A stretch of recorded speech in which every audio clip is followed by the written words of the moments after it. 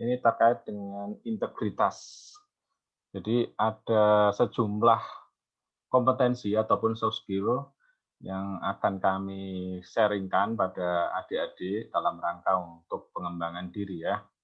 Tingkatannya adalah IPK 4, itu terdiri dari integritas, kepercayaan diri atau percaya diri, terus kemudian K-nya komunikasi, 4-nya empati dan kepemimpinan. Atau seperti di bawah ini ya, integritas, percaya diri, komunikasi, empati, pemimpin tangguh. Nah, pertama terkait sama integritas. Kenapa integritas itu penting dan apa sebenarnya integritas?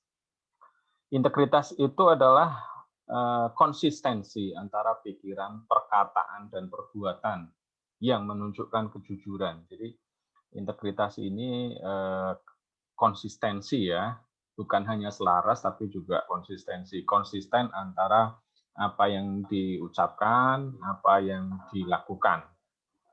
Terus kemudian integritas ini adalah keselarasan antara perilaku atau tindakan dengan nilai-nilai atau aturan yang ada. Jadi yang disebut orang yang berintegritas itu adalah ketika antara yang diucapkan dengan yang dilakukan itu sama. Kalau dia bilang A, tindakannya juga A.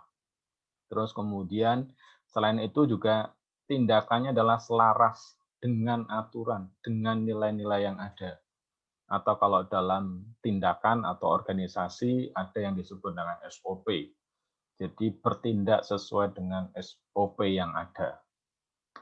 Dan selain itu, ketika orangnya memiliki integritas yang lebih tinggi lagi, dia akan melakukan upaya agar orang lain bisa menjalankan sesuai aturan. Jadi bukan hanya dirinya sendiri melakukan sesuatu yang sesuai norma, tetapi dia juga mendorong, membuat orang lain itu bisa menjalankan sesuatu sesuai dengan aturan yang ada. Bahkan orang yang integritasnya tinggi itu dia akan menjadi teladan atau panutan dalam menjalankan aturan. Jadi di sini jelas bahwa integritas ini sangat penting dan integritas ini adalah kalau di dalam organisasi, kalau nanti adik-adik masuk dunia kerja, ini menjadi kompetensi yang utama atau core kompetensi ya, inti yang ini tidak boleh ditawar-tawar. Kalau orangnya tidak berintegritas pasti tidak akan lolos ya, tidak akan kemudian diterima. Nah, karena integritas ini nilainya harus bulat seperti itu. Sehingga di sini ada top quality ya. Jadi kualitasnya harus top. Nah, berbicara tentang integritas, maka kita juga akan secara sederhana seperti ini ya. Jujur dalam ucapan dan konsisten dalam tindakan. Sesuai aturan yang dilakukan dan dilakukannya itu terus-menerus atau konsisten dalam keadaan apapun. Jadi di dalam integritas itu ada kejujuran, ada konsistensi, ada kedisiplinan, ada tanggung jawab. Jadi di dalamnya itu integritas itu bukan hanya berkata apa yang sebenarnya memang harus dikatakan, tetapi juga bertindak apa yang dikatakan. Jadi kalau dalam istilah Jawa, orang yang tidak berintegritas itu dibilangnya esok tempe, sore deli, seperti itu ya. Paginya bilang A, paginya bilang B, sorenya bilang A. Nah, ini disebut tidak berintegritas ya. Atau Stephen Covey menyampaikan honesty is telling the truth. In other words, conforming our words reality. Jadi yang disebut jujur itu adalah ketika kita menyampaikan satu realitas, satu kenyataan. Sedangkan integritas is conforming to our word. In other words, keeping promise and fulfilling expectation. Jadi yang disebut integritas itu adalah ketika kita menyelaraskan apa yang kita ucapkan. Jadi bentuknya adalah bukan hanya ucapan, tetapi di sini sudah sampai ke tindakan. Nah, berikutnya, berbicara tentang integritas, maka kita akan berbicara tentang nilai. Berbicara tentang integritas, kita akan berbicara tentang aturan. Berbicara tentang integritas, maka kita akan dihadapkan sama mana yang baik, mana yang buruk. Dan kita senantiasa untuk kemudian memilih yang baik ya. Dengan kata lain, berbicara integritas itu sebenarnya adalah berhubungan dengan moral. Pada kesempatan kali ini saya sampaikan terkait dengan penalaran moral ya, dari level yang paling bawah sampai kemudian yang paling tinggi. Jadi penalaran moral itu berkaitan dengan argumentasi, apa yang melandasi satu tindakan seseorang itu melakukan perbuatan baik ataupun tidak baik. Dan ini terus berkembang ya, sehingga seiring berjalannya waktu mestinya orang itu semakin lama menunjukkan semakin berintegritas. Makanya kalau di dalam psikologi itu tahapan yang paling akhir dalam dunia perkembangan itu disebut dengan integrity. Ya, ada istilahnya namanya integrity ya. Seseorang sudah menyatu, semuanya sudah wisdom, sudah sangat bijaksana melihat segala sesuatu bukan hanya soal baik dan buruk, tapi di dalamnya lagi itu ada wisdom. Nah, tahapannya seperti ini dan semakin ke atas ini menunjukkan level seseorang semakin tinggi ya pemahamannya. Yang pertama adalah punishment and obedience orientation. Yang kedua ada tahap instrumental relativist orientation. Yang ketiga tahap interpersonal concordance atau good or bad people orientation. Terus kemudian ada tahap law and order orientation. Nanti saya akan jelaskan secara lebih lanjut ya. Dan insya Allah nanti saya akan berikan detail terkait sama materinya ya. Nanti saya buatkan lapak khusus untuk bisa akses materi ini. Nah, ini tadi secara tahapan-tahapannya. Nah, bagaimana penjelasannya? Yang pertama nih. Nah, kalau kita ada pada tahapan ini adalah tahapan yang paling bawah sekali. Dan tahapan ini umumnya adalah di levelnya usianya masih anak-anak. Apa itu? Tahapan punishment and obedience orientation. Ketika kita bertindak, orientasi baik buruknya adalah untuk mendapatkan sesuatu. Jadi pemahamannya kalau dia yang baik itu adalah yang mendatangkan hadiah. Yang enggak baik itu adalah mendatangkan hukuman. Nah, seperti itu ya. Dan umumnya tahapan ini ketika masih usianya anak-anak. Dan ada juga orang dewasa yang orientasinya di sini. Nah, ini menunjukkan pemikirannya belum maju ataupun berkembang ya, karena orientasi masih di bawah sekali atau di awal-awal. Perilaku baik dilakukan untuk mendapatkan hadiah atau menghindari hukuman. Nah, kita bisa cek diri kita sendiri. Kalau kita bertindak melakukan sesuatu, hal yang baik itu karena orientasinya kita ingin dapat reward, atau kita takut dihukum, nah kita berada di level yang paling bawah. Dan itu umumnya adalah anak-anak. Kenapa anak-anak itu begitu patuh, begitu taat? Karena menurut mereka yang mendatangkan hadiah itu menurut mereka adalah baik. Dan yang tidak dapat hadiah atau hukuman, nah ini yang dianggap sebagai hal yang tidak baik. Berikutnya, tahapan instrumental relativist orientation atau hedonistic orientation.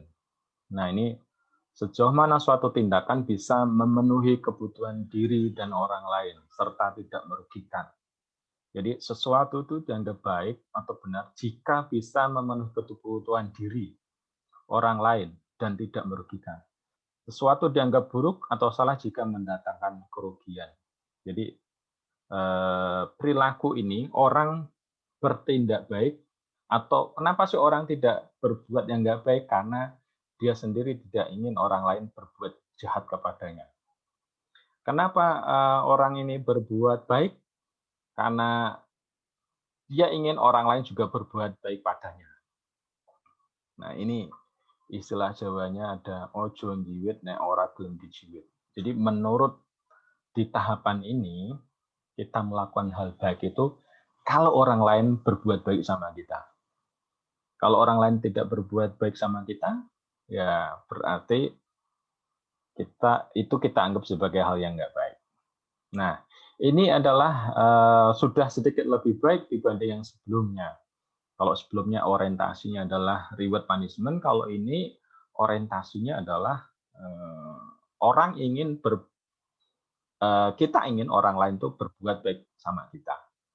Nah, tentu kalau kita mendasarkan diri kita pada level ini, akan ada saatnya misalnya ada orang yang prinsipnya udang di balik batu ya. Misalnya contohnya ekstrimnya di dunia-dunia yang sifatnya katakanlah berhubungan sama ini ya, ada yang disebut dengan katakanlah nepotisme, korupsi, kolusi. Nah, ini karena ada di sini. Jadi orang memberikan sesuatu, dia punya harapan agar setelah orang itu menerima maka akan ada balasannya. Nah, ini ada di sini ya. Di level ini. Nah, berikutnya. Yang berikutnya ini tahap interpersonal concordance atau good boy or good girl. Jadi, di sini sejauh mana suatu tindakan bisa mendatangkan penerimaan sosial. Orang melakukan hal baik karena dia ingin orang lain memandang dia ini orang yang baik. Dia tidak ingin berbuat jahat karena dia tidak ingin orang lain menganggap dia itu orang jahat. Jadi di sini sifatnya conformity ya, menyelaraskan. Karena orang-orang di sekitar saya ini katakanlah hampir semuanya misalnya minum minuman keras. Wah, saya tidak ingin dibilang sebagai orang yang nggak baik. Maka saya mengikuti saja, saya ikut minum-minuman. Padahal sebenarnya mungkin minum-minuman itu melanggar nilai-nilai ya. Nah, di sini ini ada kekurangan juga, ya, ada kekurangan juga. Kalau lingkungannya baik, nggak masalah. Tetapi kalau misalnya lingkungannya nggak baik, seperti misalnya tadi minum-minuman keras, atau yang ekstrim lagi, misalnya di situ geng kelompok mencuri, maka yang dianggap baik itu adalah ketika dia ikut mencuri. Nah, ini tantangannya ya. Jadi perilaku baik dilakukan untuk dibilang sebagai orang baik sesuai dengan kelompoknya. Nah, kalau kita ada di levelnya ini, nah ini juga ada kelemahannya ya. Dipastikan bahwa lingkungan kita itu harus baik juga. Berikutnya, tahapan law and order orientation. Jadi sejauh mana suatu tindakan itu selaras dengan hukum atau aturan yang ada. Atau kepatuhan pada perintah atau aturan. Jadi ini mengenal yang disebut dengan loyalitas itu pada hukum, loyalitas itu pada atasan. Di sini memiliki kelemahan, misalnya adalah ternyata atasannya menyuruh hal yang nggak baik, secara nilai, secara value, itu jelas melanggar. Nah, ini kalau kemudian diikuti, ya akhirnya kita melakukan hal yang bertentangan dengan integritas. Atau di sini bisa juga loyalitas itu pada hukum. Pokoknya aturannya A, ya A.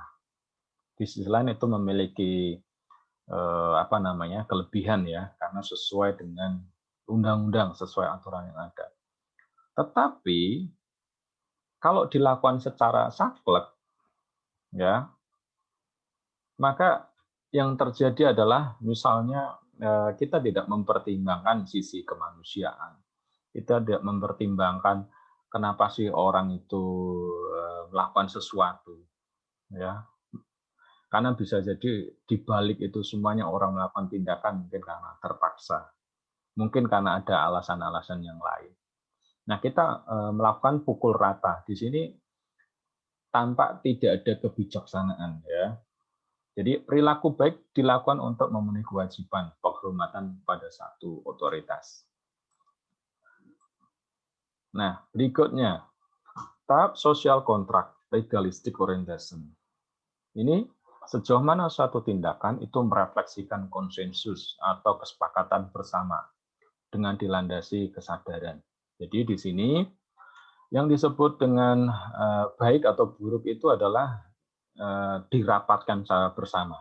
Kalau sesuai dengan rapat, sesuai dengan katakanlah keputusan bersama, itu disebut hal yang baik. Kalau kemudian itu tidak sesuai dengan kesepakatan bersama, itu disebut hal yang tidak baik. Jadi perilaku baik dilakukan sebagai bagian dari tanggung jawab atas kesepakatan sosial yang ada. Ya, kalau misalnya di sini memang semuanya orang membuat satu kesepakatan karena dilandasi kebijaksanaan ya, value, tidak ada masalah. Tetapi kalau kemudian tidak dilandasi dengan nilai-nilai itu, yang terjadi adalah ya hasilnya itu tidak benar-benar mewakili atau bahkan mungkin mencitrai nilai-nilai kemanusiaan. Nah, di sini ya kelemahannya di situ. Berikutnya tahap orientation of universal ethic. Nah ini lebih tinggi lagi dan boleh dibilang ya ini sudah tinggi lah ya, walaupun ada yang paling tinggi nanti. Tapi ini sudah sangat bagus. Jadi sejauh mana suatu tindakan itu merefleksikan prinsip-prinsip etis, melampaui dari aturan atau kesepakatan yang ada. Jadi di sini ada kesadaran bahwa manusia itu bermartabat, memiliki nilai dan kesucian. Jadi ketika orang ada di sini, ini levelnya adalah wisdom ya, orang bijaksana. Dia melihat segala sesuatu bukan saklek hitam atau putih, tetapi lebih jauh lagi. Menurut aturan, memang ini orangnya memang melanggar aturan, dia mencuri. Tetapi dia mendalami lebih jauh lagi, kenapa dia mencuri? Oh, karena terpaksa. Di sisi lain mungkin ada orang yang mencuri, tapi karena tamak. Nah, hukuman yang diberikan atau cara melihatnya adalah berbeda. Ketika kemudian membuat aturan, di sini adalah ini etis apa enggak sih? Nah, kalau di Jawa kita ada istilah misalnya soal izin ya. Ngono ya ngono tapi ojo ngono, atau soal izin. Izin bukan arti malu, tetapi izin itu menunjukkan satu ini kayaknya tidak etis. Jadi sesuatu yang paling dalam gitu ya. Nah, perilaku baik dilakukan sebagai upaya melaksanakan prinsip etis atau kesadaran diri bahwa ini mencerminkan martabat atau nilai manusia. Jadi pandangan dari di sini adalah bahwa melihat segala sesuatu itu ini sesuai nggak dengan martabat manusia, ya, ini sesuai nggak dengan nilai etis. Memang sih semua orang sepakat melakukannya dan secara hukum itu boleh-boleh saja. Tapi secara etis kira-kira seperti apa? Nah, ini levelnya ya. Dan ini sudah level yang tinggi, level yang 6. Tapi ada level yang lebih tinggi menurut Colbert ya. Jadi sejauh mana keselarasan dengan eksistensi dan pengalaman religius. Jadi kalau di dalam dunia sufi kita tahu bahwa yang namanya orang beribadah melakukan sesuatu itu ya awal-awalnya karena ada pahala, terus kemudian di sana ada reward punishment ya, ada surga, ada neraka. Tapi bagi orang yang sufi levelnya yang tinggi menurut mereka, itu adalah ketika memang seandainya tidak ada surga neraka pun, ya mereka akan tetap beribadah. Karena apa? Karena tujuannya adalah Allah Subhanahu wa taala. Ketika kita bekerja secara serius, bukan hanya menjalankan aturan ataupun kontrak yang ada, tetapi karena memang bagian dari ibadah, ya, ingin memberikan sesuatu yang kemudian bisa bernilai ibadah. Nah ini tahapan yang paling tinggi ya. Nah mudah-mudahan kita berada di sini. Bukan karena kita bertindak baik atau melakukan hal yang baik, bukan karena soal pahala, soal gaji, atau soal yang lainnya. Tetapi memang bagian dari ibadah kita. Nah, perlu diketahui juga, untuk kemudian kita menjaga integritas, itu ada tantangan-tantangannya yang perlu kita sadari. Ya, yang pertama, jika lingkungan banyak yang tidak jujur, maka besar tantangannya kalau ingin berbuat jujur. Kalau lingkungan kita terbiasa dengan tidak disiplin, untuk kita itu belajar disiplin itu sesuatu yang berat.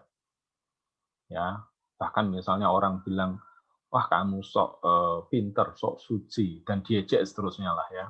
Atau ekstrimnya ketika kita misalnya semua orang menerima suap tetapi kita tidak mau, nah kita akan dikucilkan, dijauhi. Mungkin ekstrimnya sampai difitnah. Nah, disitulah tantangan untuk kita tuh tetap menjaga integritas.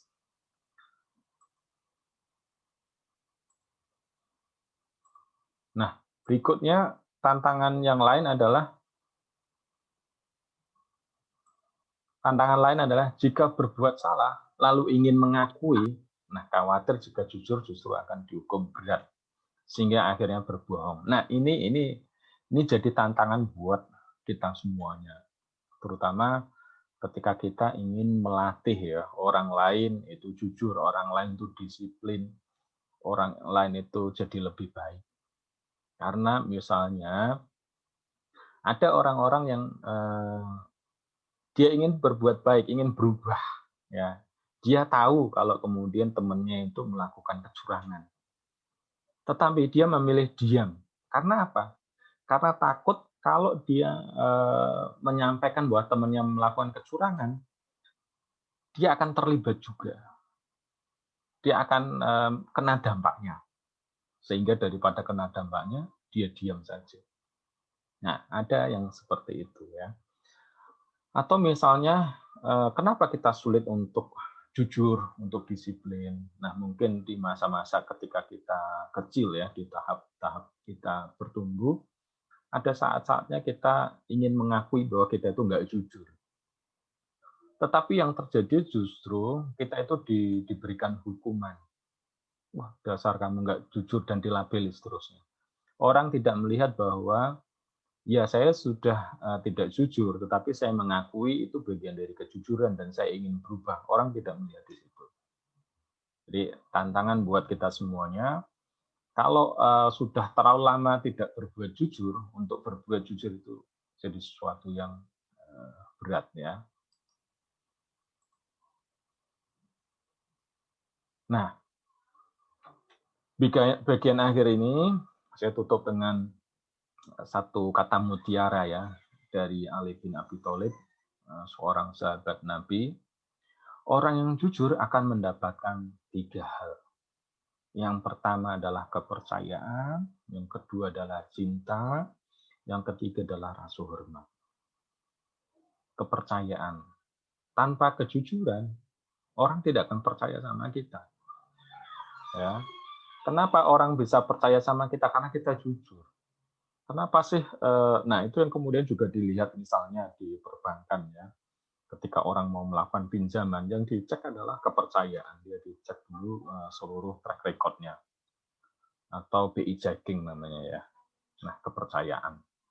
Kalau ternyata ini orangnya punya riwayat nih menggelapkan dana. Dia diberi pinjaman tetapi kemudian tidak membayar. Ini jelas tidak bisa dipercaya. Berikutnya adalah jujur itu akan mendapatkan cinta. Ya, terutama kita di dalam hubungan interpersonal ya. Ketika kemudian kita jujur sama orang lain, ya kita itu istilahnya beginilah kita tanpa ada hal yang ditutup-tutupi. Nah, orang akhirnya akan care juga sama kita ya. Dan kemudian yang jelas adalah rasa hormat. Nah, orang yang kemudian bisa menjaga integritasnya, kejujurannya, disiplin, ya, orang lain akan hormat. Sekalipun mungkin tidak ada jabatan yang dimiliki ya. Nah, demikian materi dari saya.